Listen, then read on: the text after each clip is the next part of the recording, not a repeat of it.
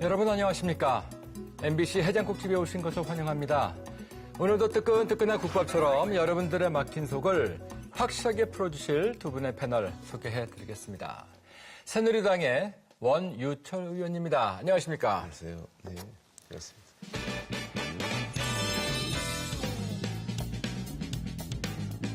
그리고 더불어민주당의 이종걸 의원입니다. 안녕하십니까? 예, 안녕하셨습니까? 이종걸입니다.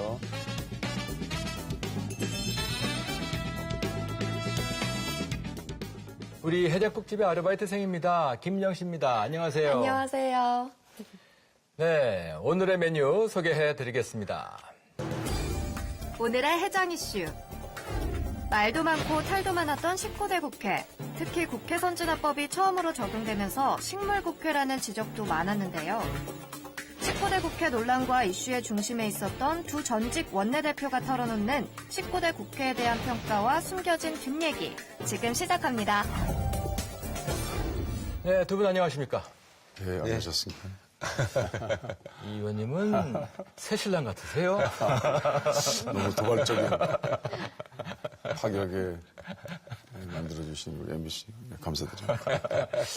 확실히 일당이 되시니까, 그죠? 표정부터 달라지신 것 같고요. 여유도 많이 생기셨고, 예. 뭐, 표정도 아주 좋으십니다. 예. 반면에 의원님의 표정도 그렇고. 부었습니다, 저는. 얻어 터지고 다니느라고, 우리 새누리당. 넉넉하신 우리 원유철 대표님이요. 예. 이런 위기를 감당할 분은 우리 원유철 대표님이었어요. 무슨 말씀이세요? 당대표라도 되셔야 된다는 말씀이세요? 이럴수록 넓게, 깊게 가지고 계신 원유철 대표가 우리 국민들이 기대를 하고 있습니다. 자, 이렇게 해서 이제 19대가 저물어 가고 있습니다. 이제 조만간 20대가 시작이 될 텐데, 되돌아보시면 어떠셨습니까? 지난 19대 국회 간략하게 소회를 듣고 얘기 풀어가 볼까요? 19대 국회 마지막 원내대표로서 우리 존경하는 이종걸 대표님하고 뭐 티격태격 다투기도 하고 가서 제가 조르기도 했습니다만 그래도 국가적으로 필요한 일들 법안이나 뭐 정책들에 있어서는 그래도 나름대로 성과가 있었지 않나 싶습니다. 뭐 예를 들어서 말씀드리자면 입장은 좀 달리했지만 경제적으로도 경제활성화법안이라든가 한중 FTA 등등해서 나름대로 성과를 냈던 시기였다고 저는 감히 생각하고 있습니다. 원내대표 기간 중에 대개는 다 또박또박 들어가셨던가요? 많이 못 들어갔죠. 제가 우리 이종걸 대표님 따라다니느라고. 스토커 하시느라고. 특히 뭐 한중 FTA 때는 우리가 호텔에서 거의 일주일 동안 있었어요. 뭐 같은 방에서? 여관방, 호텔방 쫓아다니면서 바깥에서 협상하느라고. 예, 많이 먹었습니다. 이 대표님은 되돌아보실 때 19대 때의 마지막 원내대표 어떻게 소개하십니까? 저희 프로 많이 보신 분들이 이종걸이 왜 이렇게 그냥 뭐 부족한 게 너무 많냐. 이렇게 뭐 원하는 게 많냐. 좀 웃어라. 왜 그냥 찡그리고 그러냐. 뭐 이런 말씀들을 너무 많이 하시는데. 지금이야 뭐 넥타이부터 시작을 해가지고. 아직도 모자라세요? 걱정뿐입니다. 그냥 걱정이고. 그 스토킹 당하신 기분은 어떠셨어요 그동안?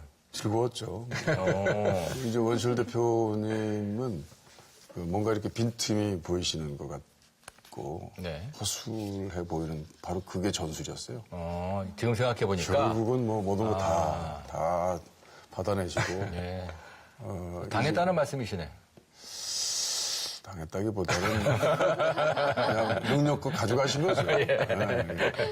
두 분 다 말씀 들어보니까 서로 얻은 게 많다라고 말씀하시니 뭐 좋은 거네요, 그죠?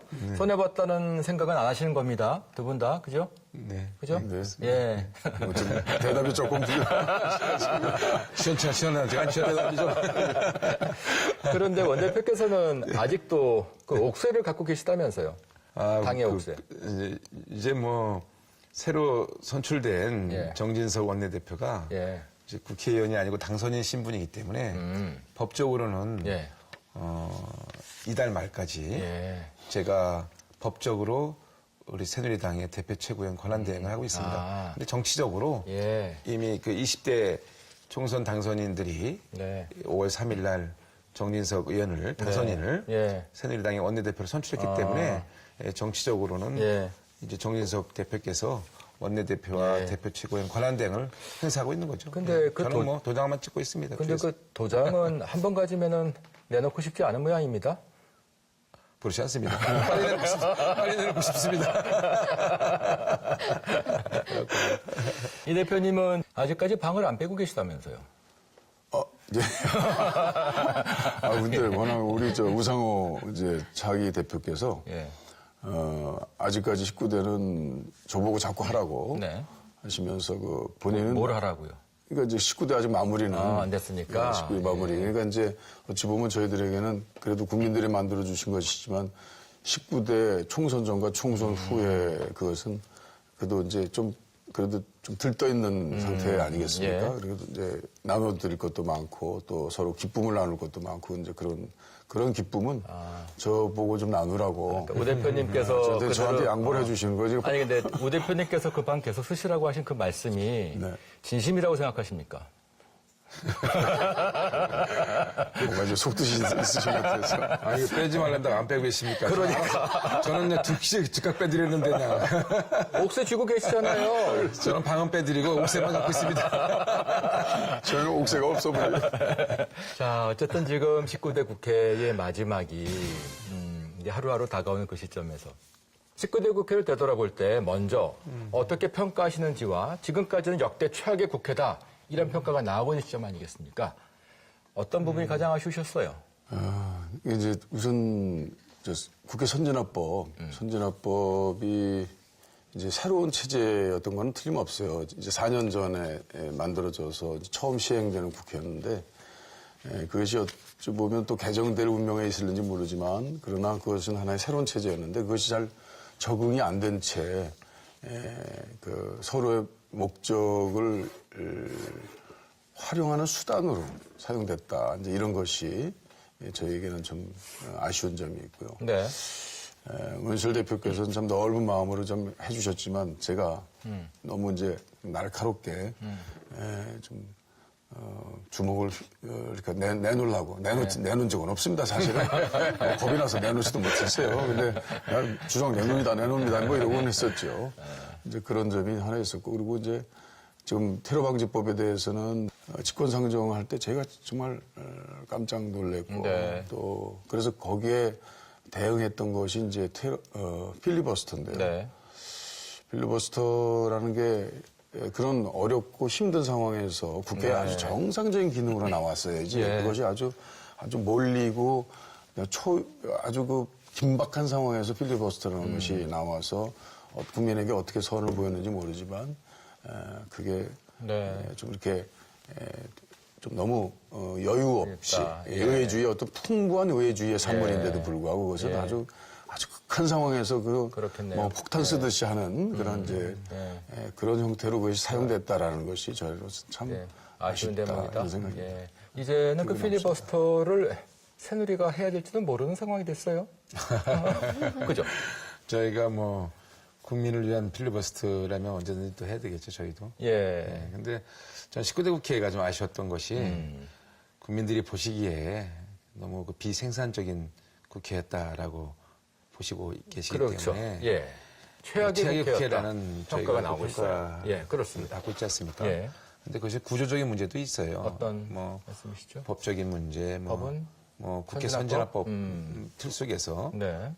국회가 또 이제 성과를 내야 되는데 그래서 의사결정에 있어서 굉장히 어려운 점이 있지 않습니까? 예. 보편적인 의사결정 방식인 뭐 다수결의 방식이 아니고 네. 거의 완전 합의가 돼야 되지만 네. 입법이 가능하고 예. 또 모든 정책이 이제 순조롭게 진행될 수 있기 때문에 그런 이제 구조적인 한계가 있죠. 네. 근데 저는 이제 그런 생각을 해봤어요.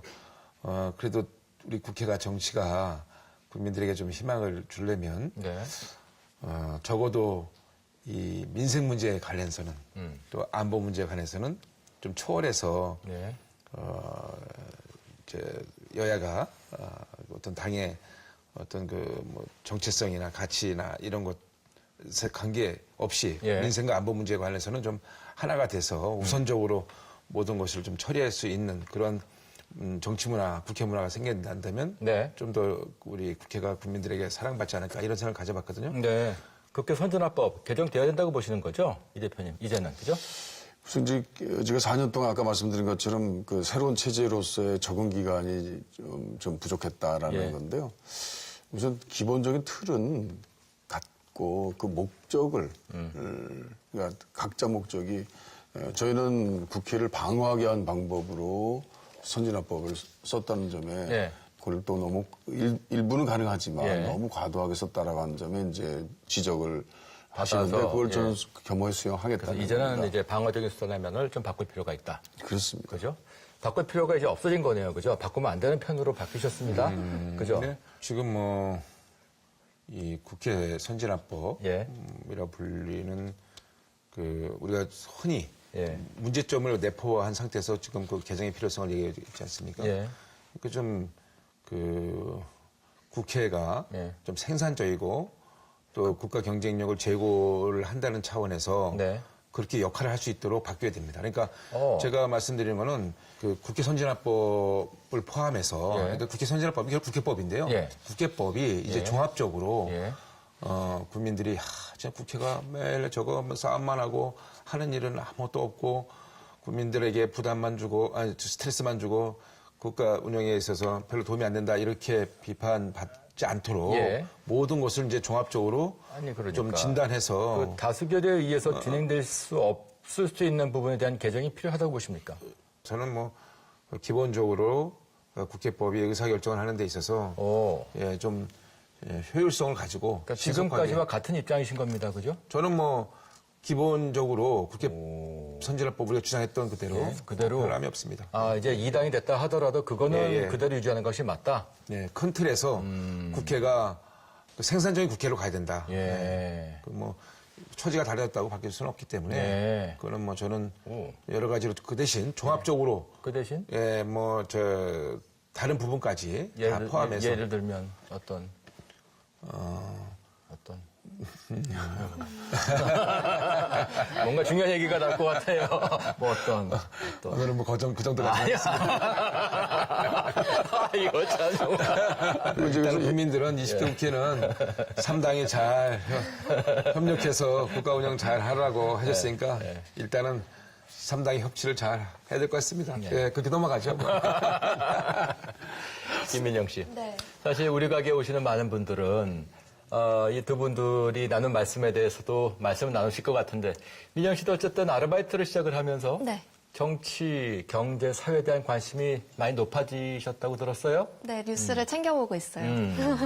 그렇군요. 네, 그래서 뉴스를 살펴보니까 이제 19대 국회 마지막 1년을 두 분께서는 또 원내 수장으로 또 여야의 협상 파트너로서 보내셨더라고요. 예. 그래서 그동안 뭐 노동개혁이다, 뭐 선거구 획정이다, 아까 말씀했던 뭐 테러방지법의 필리버스터까지 정말 많은 협상을 두 분께서 거쳐오셨을 것 같은데 네. 오늘 19대 국회도 끝나가고 하니까 뉴스에서 볼 수 있는 거 말고요. 좀 비하인드 협상 스토리를 제가 좀 듣고 싶어서요. 예. 여기서 살짝만 공개해 주실 수 있을까요? 그러게요. 일단 그거부터 좀 여쭤보도록 할게요. 두 분만이 알고 있는 뭔가가 있을 것 같아요. 그죠? 밝혀지지 않은, 하지만 이제는 말할 수 있다 하는 것들이 있을 것 같은데. 제가 먼저 얘기할까요? 예. 그 한중 FTA 그 이제는 협상- 말할 수 있다. 협상할 때. 다 하는 거 말고요. 예, 협상할 때 예. 사실은 이제 국회에서 협상을 하면 기자분들이 계시고 그러니까 굉장히 좀 그 자유롭지 못하죠. 못합니다. 예. 허심탄회하게 서로의 입장을 터놓고 얘기하고 그리고 어려웠어요. 예. 그래서 이제 제가 이정걸 대표님하고 국회 말고 다른 곳에서 이제 제3의 장소에서 협상을 많이 했는데 그 한중 FTA 때는 이제 최경환 경제부총리도 오시라고 해서 네. 왜냐하면 협상의 속도를 높이기 위해서 정부의 입장을 빨리빨리 반영하기 위해서 근데 잊어버리지 않는 게 한 번은 우리 이 대표님이 본인이 잘 알고 계시는 데가 있대요. 그걸 거기서 한번 저 협상을 하자는 거예요. 네. 이제 최재천 정책의장하고 이제 같이 이제 오시고 저는 김정은 의장하고 이제 갔는데. 최경환 부총리 5시에 이제 협상을 했는데 네. 협상하시다 말다가 두 분이 잠깐 나갔다 오신다는 거예요. 예. 작전 타임을 예. 요청하시더라고요. 네, 예, 그리고? 뭐 이정걸 대표님이 이제 뭐 그 FTA 그 협상하는 과정 속에서 불이익 받는 네. 국민들에 대한 보상을 어떻게 할 것인가 이런 고민을 많이 하셨어요. 예. 참 좋은 고민을 많이 하셨는데 그건 의논회를 가신 거죠. 그런데 안 들어오세요. 10분 지나도 안 들어오고 20분 지나도 안 들어오고 40분 지나도 안 들어오는 거예요. 가버리신 이제 거군요. 그 김정은 정책의장하고 최경환 부총리가 저보고 나가보시 잠깐 이 대표님 좀 찾아오시라고 그러는 거예요. 나갔어요. 그랬더니 안 계셔요. 복도에도. 그래서 혼자서 막 저 헤매 찾으러 다녔죠. 했더니 네. 쫙 복도 끝에 수행비서가 있더라고요. 그래서 네. 아, 대표님 어디 계시냐 했더니 그 옆방에 계세요. 들어가 보세요. 그래요? 바로 옆방에 우리가 그 예. 같이 토론하고 있던데 협상하고 있던데. 예, 예. 그래서 옆방 때 들었더니 주무시고 주무시고 계시는 두 분 다 주무시고 아, 예. 최대천 정책회장님 졸고 계시고 우리 이 대표님 아예 의자 피셔 주무시는 거야. 그때 몸살기도 있으셨거든요. 그 두 분이 토론에다가 지쳐갖고 밤늦게까지 했으니까 예. 잠이 들으신 거야. 예. 저희들 얼마나 황당해요. 예. 많이 안 찾아놨으면 FTA 못했습니다. 그 얘기만 하다가는 뭐 전문가 다 드러나면 그때까지 못 버팁니다. 그러니까 저 이제 여러 가지 대공 전략을 많이 쓰는 거죠. 어디 가서 숨어서 자기도 하고 거기서 그 한 1시간 끈 게 얼마나 이게 대단한 그 최경환 그 총리 그분은 정말 1분을 촌으로 그렇죠. 맡겨 쓰시더라고요. 그러니까 이제 한 30분 정도 날렸다 그러면 얼마나 또 화가 나겠습니까? 그러면 이제 그 화난 것에 대한 이제 이게 실수가 나옵니다. 그래서 이제 우리 최재천 정책위원장이 형 하나 얻어냈어. 아, 그래가지고 얻은 게 이제 뭐 반농사 직불금제 이런 것들이 아주 그 엄청난 선물을 저희들이 받았죠. 주무시는 거 깨우실 때 화는 안 내시던가요? 더 자겠다고. 아, 여유 있게 일어나시더라고요. 깨우니까 아, 좀만 더 기다려. 그때는 뻔뻔스러운 게 전략입니다. 근데 또 우리 원희철 대표는 그때도 항상 웃으면서 아, 이 선배, 아이, 빨리 갑시다. 그럼 저는 미안해서 이제 끌려가는 거죠.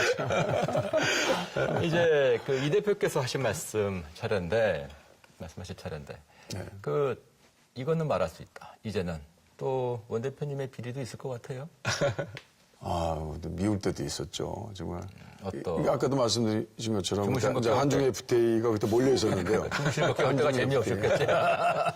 한중 FTA와 그다음에 이제 각종 법안들을 예. 저희들의 선진화법이라는 것 때문에 이제 그 신속 처리 규정에 들어가지 않으면 들어갔다 하더라도 어느 정도 시간을 가지고 있는 거 아니겠습니까? 네. 그런데 이제 정부 여당이 가지고 있는 거는 그겁니다. 예산하고 그다음에 예산 부수 법률이에요. 예.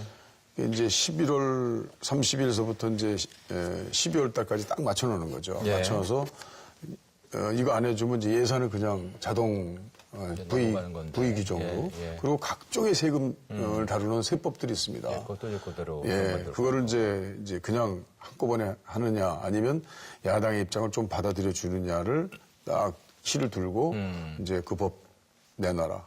뭐 진짜 예. 안 해주면 이거 그냥 간다. 예산 간다. 거기 정말 그 저희들이 죽어라고 깎아놓은 예산을 이제 증액을 저희 방식대로 예산은 좀 각 동네 또 정책적인 것들이 얼마나 많습니까? 그거 그냥 거기서 다 날려버렸다 그러면 저는 이제 그냥 집으로 가야 됩니다. 이제 막판까지 하시다가 사실은 뭐 다 풀어주셨죠, 이만큼. 근데 이제 기간만 정해놓고 그때 합의 처리한다 이렇게 네. 된 거였어요. 합의 처리. 과연 이 합의 처리가 물론 우리 이 국회에서는 합의 처리 그러면 이거는 합의 후 처리한다라는 것을 많이 익히지만 그럼 이렇게 못이 딱딱 박힌 날짜까지 못이 박힌 거를 내가 해왔으니 이건 지금 의총에서 의원들이 아우성이고 저희 이종걸이 뭐 이제 뭐가지 날아갔다라고 하면서 할 때 그때 이제 또 우리 원실 대표께서 그걸 합의 후 처리한다로 후를 딱 또 제가 전화를 드려서 이거 우리 협상은 사실 합의 후 아닙니까? 그랬더니 해주시겠다고 그랬더라고요. 예. 그래서 사실 제가 뭐 살아났어요.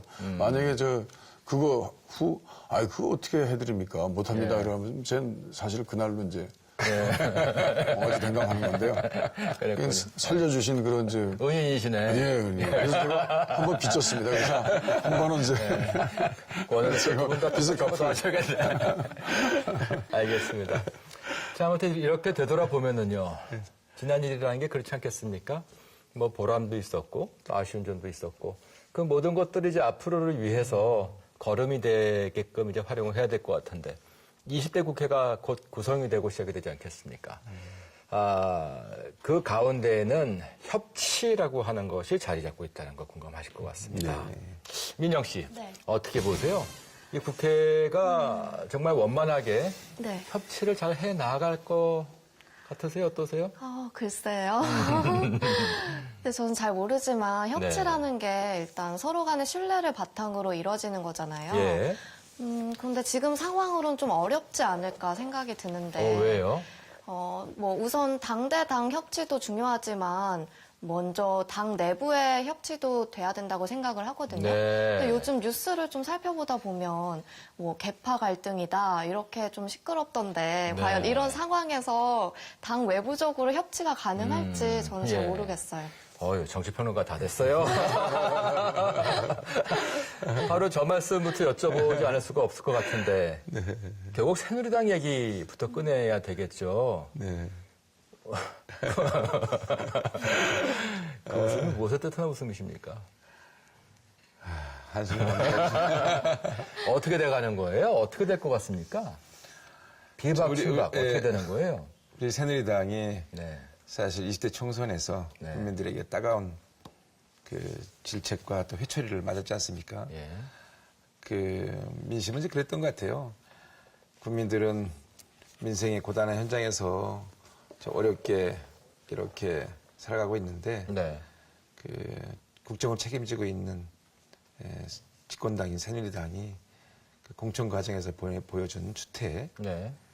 또 뭐 막말이라든가 뭐 살생부, 또 옥새 파동 이런 거에 대해서 굉장히 실망을 느끼시고 새누리당을 아주 혼내신 것 같아요. 네. 저희들은 그거를 잘 저희들이 그 이제 앞으로 그 국민들의 무서운 심판을 저희가 겸허히 받아들여서 반성하고 새롭게 출발해야 되는데 아직도 이제 그 총선 패배 이후에 그 당의 지도 체제를 정비하는 과정 속에서 네. 갈등이 있는 건 사실이거든요. 그 특히 비대위 구성에 관한 그 문제 제기가 큰 것 같던데요. 친박 쪽에서 보면. 제가 볼 때는 이제 한시적인 기구이기 때문에 네. 한시적인 최고위원회 기능을 하기 때문에 네. 차기 전당대회까지 대응을 하는 거예요. 거기 때문에 되도록이면 좀 그 중립적이고 또 이 친박 비박에 좀 균형을 자유로운 좀 맞춘? 분들이 했으면 좋았을 뻔했지 않았나 이런 생각을 저는 가지고 그 있습니다. 개인적으로. 말씀은 네. 다시 임명하라는 말씀이신 것 같아요. 그죠? 다시 임명하라는 뭐 제가 뭐 이렇게 뭐 대표한테 해라 마라 할 위치에 있지 않고요. 옥쇄지고 계시니까. 아니 이제 사실 그 당도 친노 비노 간의 갈등이 격렬했을 그 시점을 되돌아보면 네. 특히 그 비례대표 임명하는 그 과정에서 네. 중앙에서 그 거센 반발이 있지 않았었습니까? 네, 네. 그때 경험을 놓고 보실 때 새누리 어떻게 될 것 같으세요? 그래서 이제 속사정은 잘 모르겠습니다만 저희 그때 그 분란 상황 예. 그런 것을 그대로 이렇게 이어받아서 하는 것 그러신 것 같아요. 같아요. 이어받은 건 아니고 저천염이 돼가지고. 그러면 다시 넘어가서 그 조기 전당대회 얘기가 또 나오고 있지 않습니까? 예. 그죠? 전당대회를 좀 더 빨리 치르는 것도 방법이라는 얘기가 나오고 있는 것 같은데 그 가능성과 만약에 실현 가능성이 있다라고 하면 전당대회 그 시점은 언제쯤이 되리라고 보십니까? 지금 저희가 어려움을 겪고 있는 거는 4.13 총선의 패배 때문에 그렇지 않습니까? 그 패배로 인해서 지도부가 다 사퇴를 낸 거고 네. 그 지도부의 공백을 하루빨리 메꾸고 새로운 그 지도 체제를 확립해야 되는데 네. 그 기간 동안에 과연 그 새누리당이 좀 변했다. 라는 모습을 국민들에게 보여드려야 되지 않겠습니까? 당연히 그 그래야겠죠. 기간을 이제 뭐 혁신위원회를 만들어서 네. 혁신안을 만들어서 네. 그 혁신안을 우리 이 비대위에 또 전체의원총회에 통과시킨 후에 전당대회를 치르려는 계획이 있었어요. 있었죠. 네, 그렇게 이제 그러한 그 절차에 의해서 진행을 네. 하려고 했었는데 혁신위원장 사퇴하고 지금은 이제 그 지도 체제가 지금 공백 상태에서 이것이 계속 이제 그 어려움을 겪고 있는 겁니다. 네. 진공 상태로 계속 네. 가는 거죠.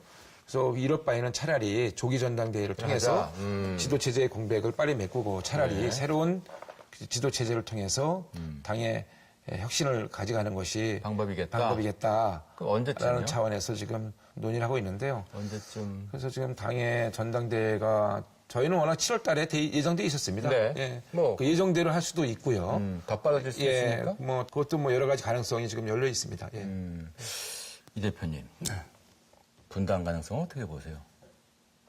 아니, 왜 우리 당의 분당 가능성인데 아니, 그냥 여쭤본 거예요. 그래서 그때 그 상황에서 저희들은 분당이 되지 않았습니다. 아, 근데 우리 새누리당은 예. 항상 이 위기를 또 기회로 만들어 온 저력이 있는 정당이기 때문에 우리 새누리당이 뭐 이런 어려움 정도야 잘 극복할 겁니다. 그런데 그 정유화 의장을 중심으로 한 그 신당 얘기가 계속 나오고 있지 않습니까? 그 가능성은 어떻게 보세요? 가을쯤 정유화 의장이 새로운 당을 하나 만들 것이다. 이런 얘기는 나오고 있습니다. 어떻게 보십니까? 그것 또한 가능성이 없다고 보십니까? 글쎄요. 제가 뭐 말씀드리기가 참. 아니, 어떨 것 같으냐. 저는 다 새누리당으로 다 모일 것 같습니다. 희망사항 말고요. 전망을 해보신다면. 저희 지금 새누리당이 하기 나름인 것 같아요. 네, 저희들이 잘 이 위기를 극복하고 또 새로운 기회와 희망을 만들어가면 또 우리 새누리당에 대한 국민들의 신뢰도 회복되고 또 새누리당이라는 네. 그 틀 속에 다 같이 함께 할 거고요. 어떻게 보세요? 정유화 의장의 신당 가능성은? 그 예전부터 예고되고 있었던 것 같고요. 예전부터를 하시면 언제부터? 그러니까 그 의장 하시면서도요. 집권상정 계속 거부하실 때부터? 예, 집권상정을 요청을 이제 계속 마지막에 그 테러 방지법을 빙자법 하는 건 하셨지만 그 한 1년 동안 쌓으신 제 그 경험으로는 그 아주 그 당을 만드실 의장으로서의 아주 균형적인 그런 활동을 통해서 네. 저희 그 야당 의원들, 당원들에게 아주 깊은 인상을 주셨죠. 그래서 당을 하나 만들 것 같다는 말씀이신 거지 않습니까? 그죠? 그렇게 전망하시는 거죠? 당보다는 이제 당 추진을 위한 전단 계획, 모임, 단체나 이런 것들을 추진하고 있는 것 같습니다. 정치 세력화. 지금 보니까 제가 이번에 광주에 내려갔었는데요. 광주에서도 상당히 큰 호응이 있는 것 같고요. 정유화 의장에 대해서. 예, 지금 현역 의원 중에 이번에 당선되신 의원 중에서도 거기에 이렇게 적극적으로 동참하실 분도 있는 것 같고. 예, 그런 것 근데 같습니다. 누구요? 어떤 분들이? 그래서 제가 듣기로는 김동철 의원. 국민의당에. 네, 김동철 의원께서는 거기에 상당히 좋은 그 반응을 가지고 계신 것 같아요. 더불어민주당에서는요? 아직은 뭐 저 이종거리의 그 어떤 규제력이 좀 있어서 그런지 저한테까지 그런 거 보고하는 사람은 없었습니다. 자, 이제 더민주로 건너가 보도록 하겠습니다. 네. 특히 그 초선 의원들에 대해서 탈개파의 그 중요성에 대한 얘기가 계속해서 나오고 있습니다만 네. 우상호 대표도 그런 말씀하셨고 또 김병인 대표도 그런 말씀을 하신 것 같아요. 네. 가능하겠습니까? 더민주당의 속사정을 뭐 속속들이 알지는 못하지만 아까 똑같은 갈등의 그 요소는 항상 잠재되어 있는 것 같아요. 그것이 이제 대선 과정 속에서 어떻게 배출되느냐 시간만 남았지 네. 완전 해소된 것 같지는 않아요. 제가 볼 때는. 그 판단을 지금 하기에는 너무 빠른 시점인 것 같고요. 네. 그 개파라고 하는 것이 과연 없어질 수 있을까 하는 그 의구심을 더 많이 갖고 계시는 것 같아요. 네. 특히 그 충돌 지점의 첫 번째는 전당대회일 것 같고 네. 그 연장선 위에서 대선 후보를 이제 뽑는 과정에서는 아마 정말 격렬하게 부딪힐 거로 보지 않습니까? 네. 과연 그 친노, 비노라고 하는 그 근본적인 어떤 그 경계점 이게 허물어질 수가 있겠습니까? 이제 개파라는 것이 문제라기보다는 그 패권화되는 게 문제거든요. 예, 그래서 또 이제 한쪽에 아예 그러면 뭐 경쟁 구도도 없이 네. 어느 한쪽으로 모든 것이 다 쏠려버리면 나중에 당의 그 민주주의에 관한 문제는 차후의 과제로 남지만 예. 개파는 없을 수 있거든요. 그러나 이제 그 경쟁 구도 속에서 한쪽이나 또는 다른 쪽에 서로 방어를 하는 과정에서 그것이 이제 패권화돼 버려, 패권주의화돼 버리면 이제 그것이 이제 개파의 아주 나쁜 그 습성들이 보여지는 것이다. 네. 이렇게 보기 때문에 말씀하신- 지금 현재로서는 각 후보도 예. 이제 그것들을 좀 배제한 상황에서 이제 후보 경쟁을 하게 되면 좀 예. 개선되지 않겠나. 왜냐하면 그런 패권주의를 내세우는 사람은 결코 이번에 안 될 거다. 후보로 안 될 거다. 후보가 되더라도 국민이 선택하지 않을 거다라고 하는 분명한 이제 메시지가 전달이 되면 예. 그래도 그 패권 자체가 없어질 것이고 또 소멸될 것이고 사라질 것이고 또 줄어들 것이고 결국은 이 김종인 대표와 문재인 대표 간의 사이가 어떻게 될 거냐라고 하는 것이 관심의 초점인 것 같습니다. 네. 전당대회에서 당장 그것이 표출이 될 텐데 문재인 대표가 특히 선거 과정에서 호남의 민심을 얻지 못하면 사퇴하겠다, 뭐 정치를 물러나겠다 이렇게까지 말씀하지 않으셨습니까? 네. 그런 흐름들이 전당대회에서 어떻게 표출되리라고 보십니까? 뭐 기본적으로 그것은 이제 호남 민심에 대한 문재인 대표의 하나의 대응이었는데요. 네. 뭐 지금도 생각하듯이 저는 그것을 이제 어떤 사직생의 자기 그 각오 네. 이런 것들을 좀 강하게 표현한 것으로 봐야지 그런 순간적인 말이나 태도가 지금까지 책임을 가지고 쌓아왔던 가는 건 그렇다? 쌓아왔던 자기 거취 문제까지 네. 이어가게 하는 예. 그런 판단은 좀 과도한 판단이다. 예. 내가 이제 그야말로 재벌주의를 판단할 것이 선택할 것이냐, 더불어를 선택할 것이냐, 뭐 이런 정책적인 판단의 문제라면 모르겠는데 네. 이제 그런 거취 문제까지 알겠습니다. 그렇게 한다는 것은 예. 좀 무리한 것 같고요. 지금 이제 어느 정도 호남에서 이 총선 이후의 구도를 예. 잘 이제 예. 관망하면서 여러 가지 이제 변화 상황을 주시하고 있는 것 같습니다.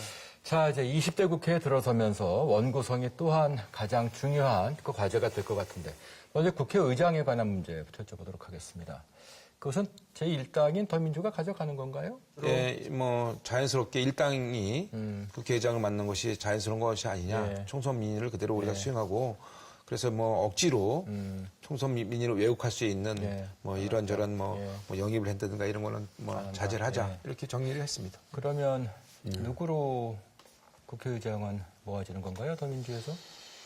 지금 이제 저희 당만으로는 국회의장이 안 되는 거죠. 그렇죠. 지원을 받아야 되는데, 네, 뭐 그래서 누구 내세우셔야 될 테니까.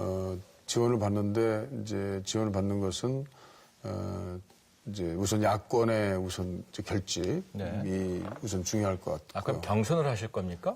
그렇습니다. 그래서 아, 당에서 누구 한 분을 뽑는 게 우선 아니라? 기본적으로 저는 원칙적으로 그것까지 고민하고 있습니다.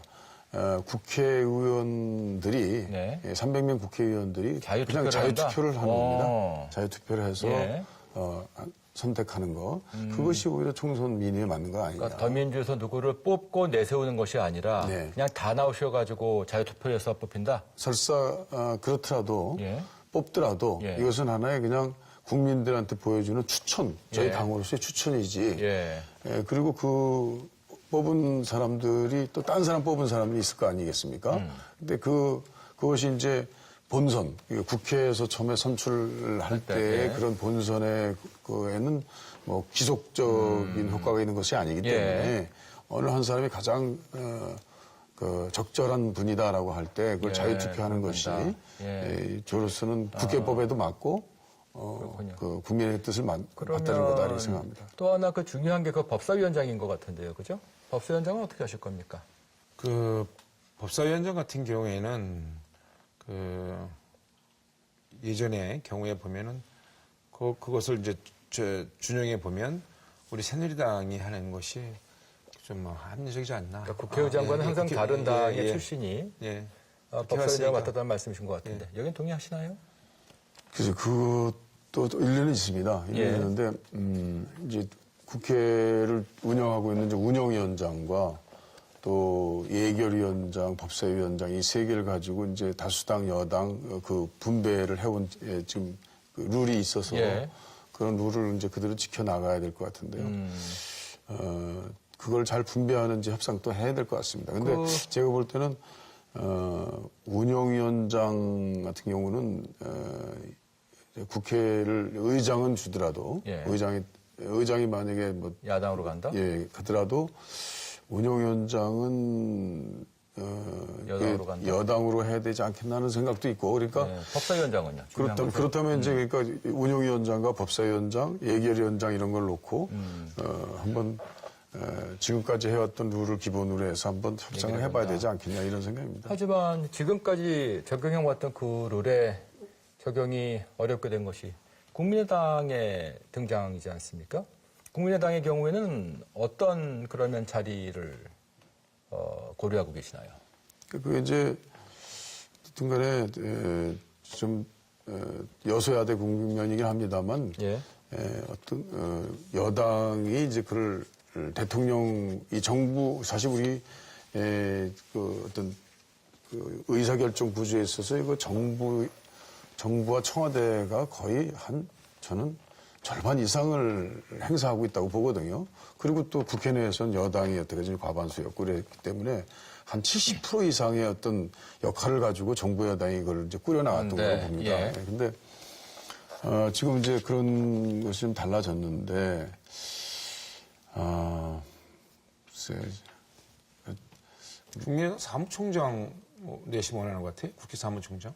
그걸로 만족하겠습니까? 아무튼 뭐 상임위원장 배분은 의석 비율로 나눌 거고 예. 3당 신임 원내대표들께서 어떻게 국회를 운영할 것인지에 대해서 충분한 논의가 있고 그것이 좀 합리적이고 상식적인 수준에서 이루어져야지.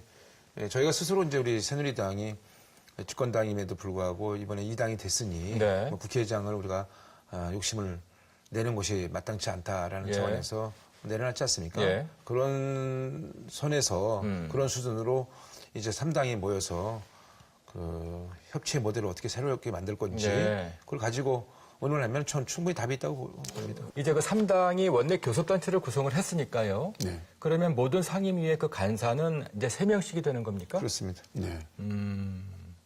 그만큼 협치가 모든 좀 상임위의 활동도 협치가 필요합니다. 그렇겠습니다. 예. 지금은 뭐 3당이 예. 협치를 안 하면 국정 운영이 사실상 굉장히 불가능하겠군요. 어려움을 겪게 돼 있습니다. 예. 예. 동등의 책임이죠, 이제. 예. 그렇겠습니다. 자, 아무튼 그 19대 국회 상당히 힘들게 걸어온 과정이었습니다. 그리고 이제 20대 국회가 이제 앞으로 다가왔는데 개인적으로 당선이 되셨고 또 그 소속된 그 당을 통해서 또 국회를 통해서 목표로 하신 바가 있을 것 같아요. 한번 좀 들어볼까요? 당을 통해서는 뭐 저희는 무조건 집권입니다. 그래서 이번에는 반드시 집권해야 되겠다. 네.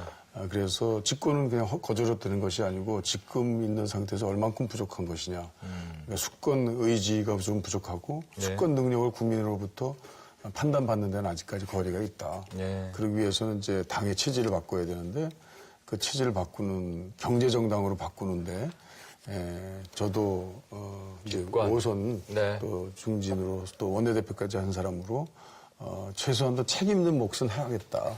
네. 저를 뭐 던져서라도 아니면 저의 부서지는 한이 있더라도 그것이 이제 저에게는 가장 큰 네. 과제이고요. 네.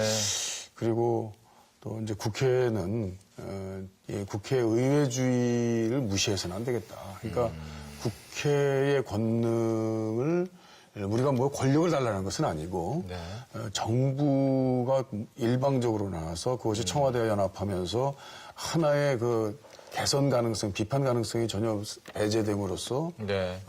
그 정부에게 또 민주주의에게 큰 해를 줄 수 있는 것들은 우리 스스로 우리가 이제 여당이 될 수 있는 그런 환경에서 우리 스스로 의지를 발휘해야 되겠다, 노력해야 되겠다 이런 생각을 하고 있습니다. 어떻습니까? 저는 뭐 당을 통해서는 지금 저희 새누리당이 국민들이 참 걱정들을 많이 하시는데요. 이 친박 비박 간의 네. 개파 간의 그 갈등, 알력 굉장히 네. 심하지 않습니까? 이걸 새롭게 뛰어넘는 새로운 비전과 또 가치를 가지고 좀 노력을 해야 되겠다. 네. 완전히 새로운 이슈를 가지고 국민들에게 집권당이 새누리당이 희망을 좀 보여야 되지 않겠나라는 차원에서 뭐 저도 여러 가지 한계가 있습니다만 끊임없이 좀 노력을 해볼 생각입니다. 네. 그리고 국회에서는 국가 경쟁력을 제고하고 미래 경제를 살릴 수 있는 그런 입법들을 같이 국회에서 좀 뒷받침해드리고 그런 정책적인 지원 추진을 좀 적극적으로 하겠다. 네. 그럼으로 해서 청년들이 일자리도 만들고 경제도 살리고 국민들도 좀 편하게 정치에 대한 희망도 가질 수 있도록 네. 노력했다. 이런 생각을 가지고 왔습니다. 이 대표님, 네. 당권 출마 선언은 언제쯤 하실 예정이십니까? 갑작스럽군요. 들키신 것 같은데. 당권에 나오신다던데요, 그죠? 필요하다면 조건이 있습니다. 이게 네, 뭐 제가 얼마만큼 거기에 다가가 있는지 네. 또 능력이 있다고 우리 당원들한테 평가받을 수 있는지 예. 이제 그런 것들을 좀 살펴서 예. 필요하면 뭐 저는 누가 이제는, 필요하면? 우선 우리 당이 필요해야 된다고 생각합니다. 예. 그래서 제 자산이나 제 가지고 있는 능력은 뭐 대한민국의 것이기도 하지만 우리 저 더불어민주당 것이라고 생각합니다. 예. 그래서 제 거는 아니니까 이제 우리 당원들이 가져가서 다 쓰실 수 있으면 예. 쓰십시오라는 그런 생각으로 뭐든지 하겠다는 그런 마음입니다. 그러니까 출마하시겠다는 말씀이시죠? 그 말씀이신 거죠? 원 대표님도 뭐 언제 출마 선언하실 겁니까? 제가 이번에 20대 총선에 성공이 하면 네. 총선 전이죠. 예. 총선 전이면 이제 저도 5선 의원이 그렇죠. 되지 않습니까? 예. 과분한 사랑을 지역구민한테 받은 거죠. 뭐 그래서 저라고 뭐 저런 욕심이 없었겠어요.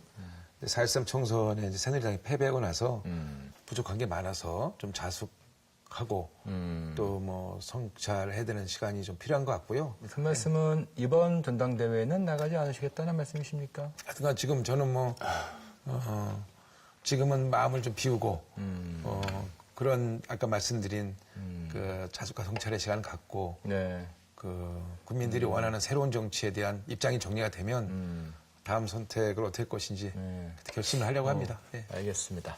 자, 민영 씨, 이렇게 해서 두 분의 말씀을 쭉 들어보았는데 어떻습니까? 저는 정치를 뉴스로만 접하다 보니까 솔직히 어떨 때는 진짜 답답하고 정치인들 왜 저럴까 이런 생각도 했었거든요.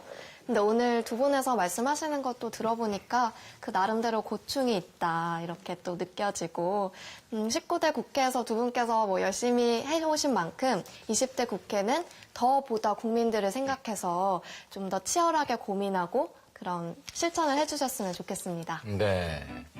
원유철의 유, 이종걸의 종, 그러면서 유종의 미를 꼭 걷어달라고 부탁해달라고 하는데 19대 국회의 유종의 미를 위하여 그럴까요? 네. 감사합니다.